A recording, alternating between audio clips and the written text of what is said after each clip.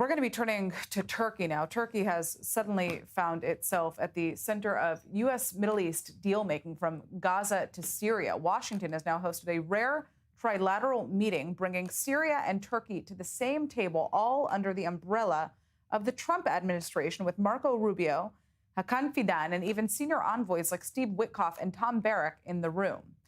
Now, while these talks have officially focused on integrating Kurdish forces into the Syrian army and stabilizing Syria, Ankara has also been pushing hard for a role in post-war Gaza, despite fierce resistance from both Egypt and Israel, and a growing debate over what an international force might even look like. Turkey now says that its main expectation from a planned international stabilization force in Gaza is for it to provide guarantees that the fragile ceasefire will last. Well, joining us now is our guest to unpack Turkey's strategy.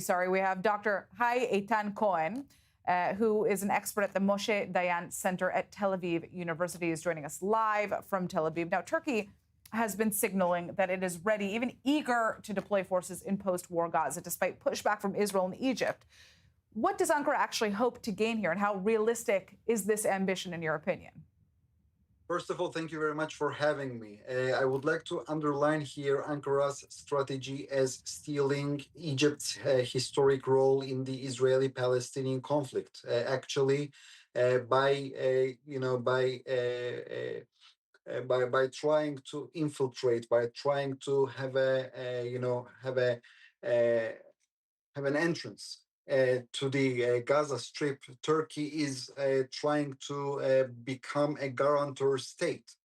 And by being the guarantor state, they are trying to elevate themselves to the level of the United States. If the United States is functioning as the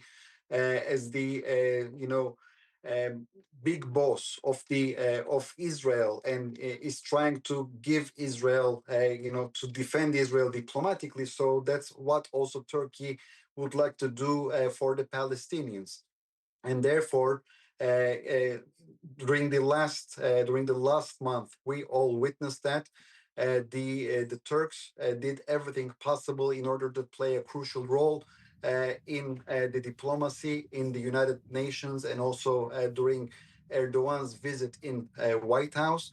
And as a result, during the latest summit in Sharm el-Sheikh, we also witnessed that Erdogan was present there, and he signed there during the ceremony, and he turned Turkey into a key power in the Gaza Strip equation. And they definitely would like to send their troops to the Gaza Strip in the day after, in the second phase of this deal.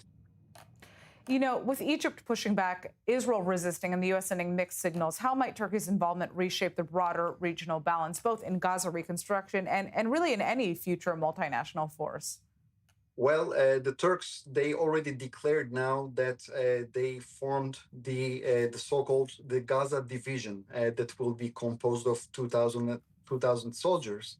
That will be mostly these soldiers will be dispatched to Gaza in order to clean the rubble and to launch rescue missions. The Turkish Ministry of Defense is emphasizing that these soldiers are not fighter soldiers, but rather they are from the civil command. So the Turks are trying to signal here that their role is here more constructive, and they are trying to persuade the Americans that Israel's concerns regarding that the Turks may constitute a future threat against the state of Israel is baseless. However, due to Turkey's very harsh comments, statements, the Turkish officials' harsh statements against the Israeli government officials, and especially following the latest arrest warrants that were issued by Istanbul court, we can definitely see that the mistrust between the two states only deepened and deepened.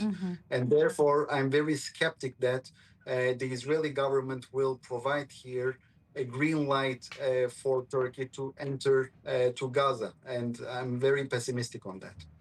All right. I'd like to thank you so much for joining us and giving us your insight, Dr. Hay Eitan.